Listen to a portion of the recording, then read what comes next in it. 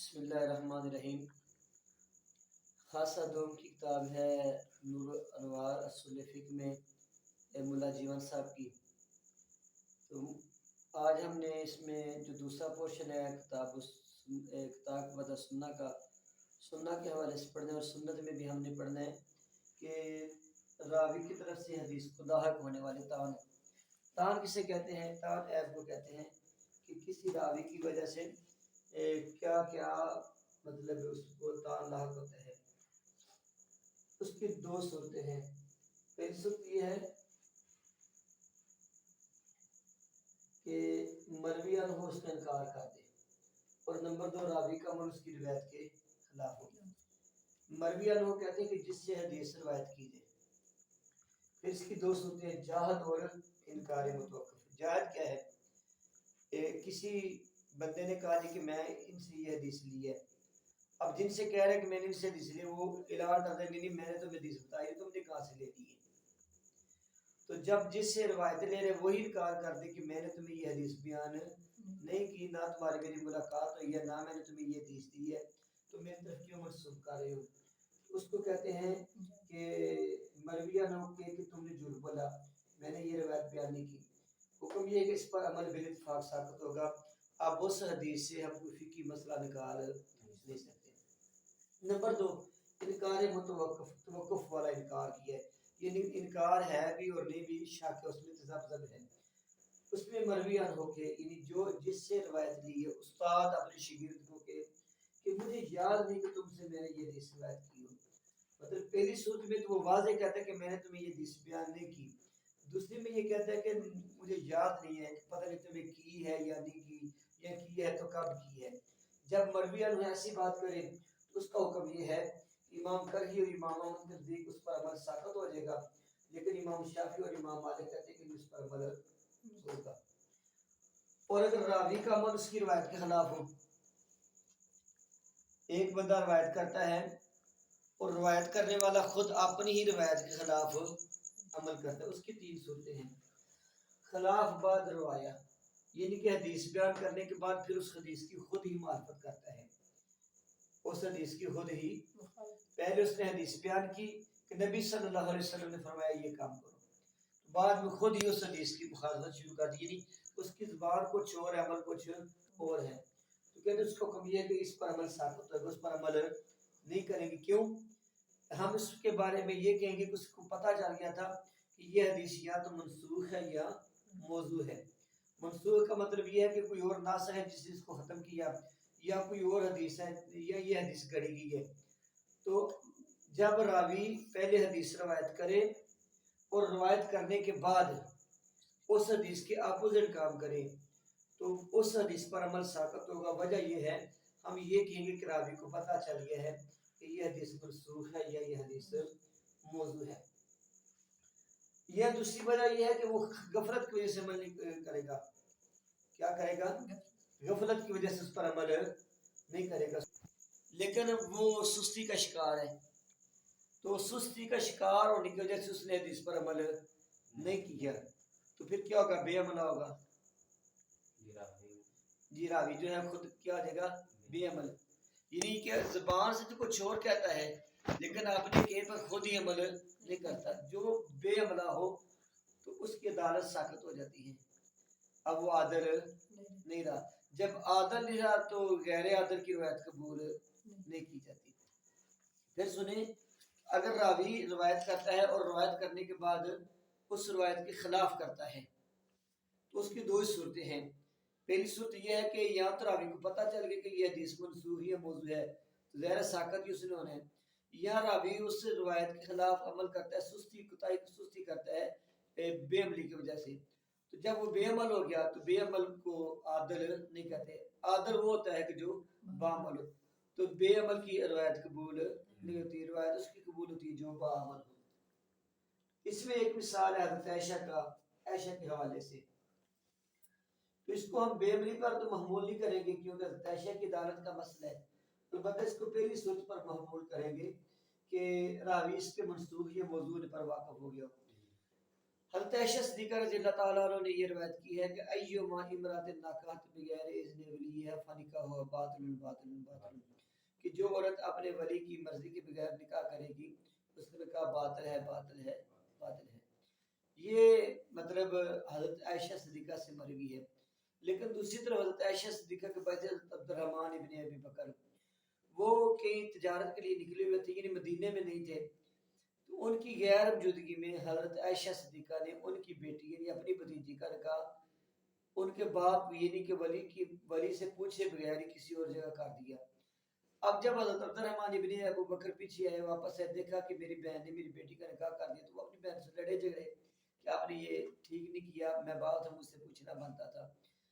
لیکن اس کے باوجود حضرت عائشہ نے جب اپنی ہی حدیث کے خلاف خود عمل کر لیا، تو اس کا مطلب یہ تھا کہ حضرت عائشہ صدیقہ نے پہلی جو حدیث روایت بیان کی ہے نا، تو لگتا یہ ہے کہ جن کے نزدیک منسوخ ہو چکی ہوئی ہے۔ اگر منسوخ نہیں ہوتی تو کیسے ہو سکتا تھا کہ وہ سرکار کے عمل کی خلاف ورزی کرتی؟ حضرت عائشہ صدیقہ رضی اللہ تعالیٰ عنہ کا اپنی بھتیجی کا نکاح کرنا ولی کی ان کے باپ کی غیر موجودگی میں، یہ اس بات کی دلیل ہے کہ جو روایت انہوں نے پہلے پیش کی ہے نا کہ جو عورت ولی کی مرضی کے بغیر نکاح کرتی ہے، تو یہ حدیث ان کے نزدیک منسوخ تھی، تبھی تو دوسری حدیث پر عمل کیا۔ سمجھ آ رہی ہے؟ دوسرا اس کا ایسا خلاف قبل روایا کہ روایت کرنے سے قبل اس کا عمل اس کے خلاف تھا، روایت بعد میں کی ہے لیکن اس کا عمل اپنی ہی روایت کے خلاف روایت کرنے سے پہلا تھا۔ تو کہتے ہیں یا روایت کرنے سے پہلے یا اس کو تری ہی معلوم نہیں ہے کہ پتہ نہیں روایت پہلے تھی یا میرا عمل پہلے ہو گیا روایت کے خلاف ہو، تو اس کا حکم یہ ہے کہ اس روایت پر جرح نہیں کی جا سکتی، اس روایت پر جرح نہیں ہو سکتی۔ علت کیا ہے؟ وجہ کہتے ہیں علت یہ ہے عمل پہلے تھا روایت کے بعد ترک کرنا، روایت پر عمل کرنا ہے۔ اگر وہ اس عمل کرتا تو پہلے کرتا تھا نا، تو جب اس کو پتہ چل گیا کہ حضور کی یہ حدیث ہے تو اس نے حدیث پھر روایت کرنے کے بعد اس عمل نہیں نہ کیا، اس کے خلاف عمل نہیں کیا۔ اگر تو حدیث روایت کرنے کے بعد پھر عمل کرتا اس کے خلاف تو پھر یہ نہ تھا کہ وہ بے عمل ہے۔ ہاں جی، تو جو اس نے عمل کیا تھا وہ روایت کرنے سے پہلے ہی کیا کر چکا تھا، تو روایت جب اسے پتہ چل گئی، اس راوی نے روایت بیان کر دی، تو روایت بیان کرنے کے بعد اس کے خلاف عمل کر رہا ثابت، اس کا مطلب یہ ہے کہ وہ تو پابند بندہ ہے، نیک بندہ ہے، لہذا اس پر جرح نہیں ہوگی۔ یہ دوسری وجہ یہ ہے کہ تاریخ ہی معلوم نہیں، کہ پتہ نہیں روایت پہلے ہے یا عمل جو خلاف عمل ہے وہ پہلے ہے۔ اس میں چونکہ شک ہے، تو جب جس میں شک آ جانا، تو شک میں یہ ہے کہ شک کی وجہ سے کوئی عمل ساقط نہیں، کیونکہ حدیث اپنے اثر کے اعتبار سے حجت ہوتی ہے۔ حدیث کا عدم حجت تب ہوتا ہے جب یقین پہ جائے، ما شک کی بنیاد پر ہم حدیث کو مطلب غیر صحیح قرار نہیں دیں گے۔ نمبر 3 امتناع عمل بھی، کہ راوی نے اللہ لان ڈیٹی کی چوت پر اس پر عمل کرنا چھوڑ دیا، تو حکم اس کا یہ ہے کہ پہلی پر عمل ساقط ہو گئی، یہ ہے کہ راوی کا خود منع کرنا۔ جب راوی خود منع کرے کہ نہیں میں پہلے یہ کام کرتا تھا میں یہ کام نہیں کر رہا، تو یہ امتناع عمل کے زمرے میں ہے گا۔ اس کی مثال یہ کہ حضرت ابن عمر جو ہے نا، جو ان کی حدیث بخاری میں لکھی ہے وہ یہی ہے کہ نبی صلی اللہ علیہ وسلم نا رفع یدین کرتے تھے نماز کے شروع میں بھی، رکوع میں جاتے وقت اور رکوع سے اٹھتے وقت، لیکن متعدد صحابہ نے حضرت ابن عمر کو دیکھا کہ وہ خود صرف شروع میں رفع یدین کرتے تھے، بعد میں رفع یدین نہیں کرتے تھے۔ جب ایسی صورتحال ہو کہ راوی ایک روایت کرتا ہے پھر بعد میں اس کا علالان اس روایت کے خلاف کرتا ہے اور منع کرتا ہے کہ یہ کام نہ کرو، تو اس کا مطلب ہے کہ وہ اپنی پہلی روایت سے منع کر رہا ہے، پہلی روایت ساقط ہو جائے گی، یعنی رفع یدین والی روایت ساقط ہوگی اور دوسری رفع یدین والی روایت پر عمل ہوگا۔ اب اس میں بیٹا ایک اور چیز ہے، ائمہ حدیث کا راوی پر تان مبہم، ایک ہوتا ہے تان جو کسی پر الزام لگانا، وہ علانیہ کو بہت بڑا الزام لگائے کہ یہ جھوٹا ہے یا یہ فاسق مولن ہے یا اس کا حافظہ کمزور ہے یا اس کی سند میں اتصال نہیں، راوی کی مرویان اس ملاقات ثابت نہیں، تو یہ تان واضح ہوتا ہے۔ ایک ہوتا ہے تان مبہم کہ تان ہوتا بھی ہے لیکن بات کلیئر نہیں، کہتے ہیں تان مبہم راوی پر جرح کو ثابت نہیں کرتا۔ اگر کوئی ائمہ حدیث سے کسی راوی پر مبہم جرح کرتا ہے تو مبہم جرح سے اس راوی پر تان ثابت نہیں ہوگا۔ اور اس کی 8 صورتیں ہیں، یا تو راوی تدلیس کے، تدلیس کا مطلب ہوتا ہے اسناد کی تفصیل بتانا، چھپانا، جو اسناد کی تفصیل چھپانا. مثال کے طور پر ہمارے اساتذہ میں سے کوئی ایسے استاد ہیں کہ ہم ان سے روایت بھی لے رہے ہیں لیکن لوگوں کے اندر ان کا کوئی خاص وقار نہیں ہے. لوگوں کے اندر ان کا خاص وقار. اب ہم نے ان سے جب ہم نے ان کا نام لینا تو ہم نے ایسے طریقے سے نام لینا ہے کہ ان کا نام بھی لے لیا جائے لیکن لوگوں کو یہ بھی نہ پتا چلے کہ ہم نے روایت اس سے لی ہے. کیونکہ جب لوگ ایسے بندے کی روایت سنتے ہیں کہ جس کا لوگوں میں اعتبار اور وقار نہیں ہوتا تو لوگ اس روایت پر توجہ نہیں کرتے. تو بعد کا راوی ایسے جب راوی سے روایت لیتے ہیں کہ جس میں کوئی کمزوری یا خامی ہوتی ہے جس کا وہ نام لوگوں کے سامنے شو کرنا ظاہر کرنا پسند نہیں کرتے تو اس کا نام تو لیتے ہیں لیکن اس انداز میں نام لیتے ہیں کہ لوگوں کو مغالطہ لگ جاتا ہے. یہ لوگوں کو پتہ نہیں چلتا کہ اس سے مراد یہ بندہ تھا. مثال کے طور پر تو روایت کرے عدنان تو کہ اب اس کا ایک نام عدنان اور ایک نام کیا ہے فنڈ اکٹھا کرنے والا. تو روایت کرے کہ میں نے فنڈ اکٹھا کرنے والے سے یہ حدیث لی ہے. اب یہ فنڈ اکٹھا کرنے والا معاملہ تو صرف چند لوگوں کو پتا ہوگا نا, باہر کے لوگوں کو نہیں نہ پتا. تو اب یہ تدریس ہے کہ راوی کا اس انداز میں نام لینا کہ لوگوں کو پتا نہ چلے کہ یہ کون بندہ ہے. اب اگر راوی کا نام ترک کرتا ہے وہ حدیث منقطع ہو جائے گی, وہ صحیح کے ضمن سے نکل جائے گی. اور اگر حدیث راوی کا نام لیتا ہے تو لوگ اس راوی پر اعتماد نہیں کرتے. اس کو کہتے ہیں تدلیس. ایک ہوتا ہے تلبیس. تلبیس یہ ہے کہ راوی اپنے شیخ کے نام کے جب کنیت کو ذکر کرے. اس میں بھی وجہ وہی ہے کہ راوی اپنے استاد کا نام چھپانا چاہتا ہے. اس نے کسی ایسے بندے سے حدیث لی ہے, اس کا استاد بھی ایسا بندہ ہے کہ جس کو لوگ اچھا نہیں سمجھتے. اب اس سے مطلب وہ لے رہا ہے روایت بھی رہ رہا ہے لیکن نام کی بجائے کنیت ذکر کر رہا ہے. ساری ایک صحابی کا نام ذکر کر دے. تابعی خود کہہ دے کہ میں حضور نے یہ فرمایا. تابعی یہ کہہ دے کہ حضور نے یہ فرمایا. تو یہ اس کو اصحاح کہتے ہیں. ایک رابط دعوا جو جانوروں کی دوڑ کراتے ریس کراتے ہیں آپس میں. آپ عمومی طور پر کچھ لوگ سمجھتے ہیں کہ جو جانوروں کی دوڑ کرانے والے لوگ ہوتے ہیں نا وہ مطلب اعتماش ویر قسم کے لوگ ہوتے ہیں. لیکن یہ تھا کہ نبی صلی اللہ علیہ وسلم مطلب جانوروں کی دوڑ کراتے تھے کیونکہ لوگ جہاد کے لیے گھوڑے تیار ہوتے تھے. تو جانوروں کی دوڑ کرانے والا بندہ یہ اس پر کام نہیں ہے جانوروں پہ دوڑ کرانا. اگرچہ لوگ اس کے حوالے سے یہ کہتے ہیں کہ چنگا کام کو نہیں ہے دوڑ کرانا, یہ جو سیریس بندے ان کے یہ فیل ہے. لیکن ممکن ہے وہ جو جانوروں کی دوڑ کروا رہا ہے وہ اس لیے کروا رہا ہے کہ یہ گھوڑے یا اونٹ جہاد میں کام آئے. نمبر 4 مزاح.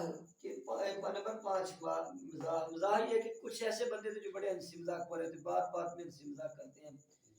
تو لوگ زیادہ ہنسی مذاق کرنے والے بندے کو عقل مند اور دنا نہیں سمجھتے کیونکہ یہ زیادہ ہنسی مذاق یہ دنائی کے خلاف ہے, یہ کو لے جانے والی چیز ہے. البتہ تھوڑا بہت ہنسی مذاق کرنا یہ سرکار کی سنت ہے. تو اگر کوئی بندہ راویہ سے جو ہنسی مذاق کرنے والا ہے تو اس کا یہ ہنسی مذاق کرنا یہ اس کے تان میں نہیں آئے گا. اس کے بعد ہے حداثت السن. حداثت السن کہتے ہیں کم عمری. ایک بچہ ہے کم عمر ہے. اب حدیث کس کی قبول ہوتی جو عاقل بالغ ہو. جو بچہ ہے وہ عاقل بھی نہیں بالغ بھی نہیں. لیکن کہتے ہیں کہ جب اس راوی نے روایت سنی تب تو وہ بچہ تھا لیکن جب بیان کی تب وہ جوان ہو چکا تھا. اب ایسے بندے کی حدیث قبول کر لیجیے. جیسے مطلب کئی ایسے صحابہ سے یہ حدیث ایسی مروی ہے یا حضرت عباس سے بھی مروی ہے کہ جو انہوں نے ابو لہب کو دیکھا تھا. تب حضرت عباس اور حضرت عباس جو ہے ابو لہب کے ہم عمر تھے, بھائی بھی تھے, ہم عمر بھی تھے. تو انہوں نے بچپن کی کچھ حضور کی باتیں بیان کی ہیں. حضرت عباس نے حضور کے بچپنے کا ذکر کی ہے. لیکن حضرت عباس نے حضور کے بچپنے کی باتیں کب ذکر کی جب وہ مسلمان ہو چکے تھے. یعنی باتیں تھی بچپنے کی, واقعات کیا تھے بچپنے کی. اور جب حضور کی بچپنے میں تھے تو حضرت عباس بھی بچپنے میں تھے, بالغ نہیں تھے, نابالغ تھے. اب واقعات تب کے تھے جب وہ بچے تھے. میں کہنا یار میرے 5 سال کی گل یاد ہے کہ میں 5 سال میں فلاں کام کیا. اب دیکھیں مجھے 5 سال کی عمر کی بات یاد ہے تو جب میرے سامنے واقعہ تب تو میں بچہ تھا. اب جب میں بیان کروں اب میں بالغ ہوں، تو یہ اگر کوئی ایسی چیز اس کو کہتے ہیں حداثت حسین، ایسے بندے کی بھی روایت قبول کر دی گئی، لیکن شرط یہ ہے تحمل کے وقت جب اس نے وہ وقوع اپنی آنکھوں سے دیکھا نا، سیاح بیان ہے بے شک نابالغ لیکن حسین ایسا کرنا دے کان دے زور۔ اچھا، اور جب ادا کر رہا ہو، جب اس حدیث کو واقعے کو بیان کر رہے ہیں تو اس وقت وہ عادل ہو۔ نمبر یہ عدم الاعتبار بالروایہ، کہ روایت عدم الاحتیاط، کہ یہ عدد سے احتیاط ہے، روایت گننے میں کم ہونا، یعنی ایسے راوی جو تعداد جن کی روایتیں بڑی کم ہیں، تو لوگ کہتے ہیں کہ جس کے پاس ہے چاندی کی روایت ہے اس سے روایت کیا لینا، جیسے سیدنا صدیق اکبر رضی اللہ تعالیٰ عنہ، یہ قلیل روایت جس سے صرف چاند حدیثیں مروی ہیں، تو کہ چاند حدیثیں تھوڑی حدیثیں روایت کرنے والے سے اس پہ تان کیا جائے گا؟ نہیں، تان نہیں کیا جائے گا، اگر تان کیا جاتا ہوتا تو صدیق اکبر پہ بھی تان ہوتا۔ پھر استقصار مسائل فقہ کے مسائل جو کثرت سے جانتا ہے یا بیان کرتا ہے، تو یہ احناف کے بارے میں پراپوگنڈا ہے کہ احناف کو فقہ کے مسائل تو ہوتے ہیں لیکن حدیث نہیں آتی، حالانکہ ایسی بات نہیں ہے، فقہ کے مسائل اس وقت تک آ ہی نہیں سکتے جب تک ساری حدیث پر پورا کنٹرول نہ ہو۔ ڈاکٹر طاہر القادری صاحب نے کتاب لکھی ہے امام العلماء فی الحدیث، یہ 3 گھنٹے کا کتاب تھا، میں نے 10-15 سال پہلے یہ سنا تھا لاہور جا کے، تو اس میں انہوں نے یہ بتایا تھا کہ جیسے امام ابو حنیفہ فقہ کے امام ایسے حدیث کے بھی امام ہیں، تو لیکن لوگ بیان کرنے والے یہ کہتے ہیں جی امام ابو حنیفہ نے حدیث کی کتاب نہیں لکھی، ان کو حدیث کا پتہ نہیں تھا، حالانکہ مسئلہ اس وقت تک لکھا جا ہی نہیں سکتا جب تک اس مسئلے پر ساری آیات اور ساری حدیث بندے کو یوں یاد رہو جیسے آج کے ہمارے سامنے آج کی لکیریں ہیں، تو وہ بندہ مجتہد ہوتا ہے، وہ بندہ فقہ بیان کر سکتے ہیں، تو یہ کوئی ایسی بات نہیں جس بنیاد پر اس کی ذات کو تان بنایا ہے۔ چلو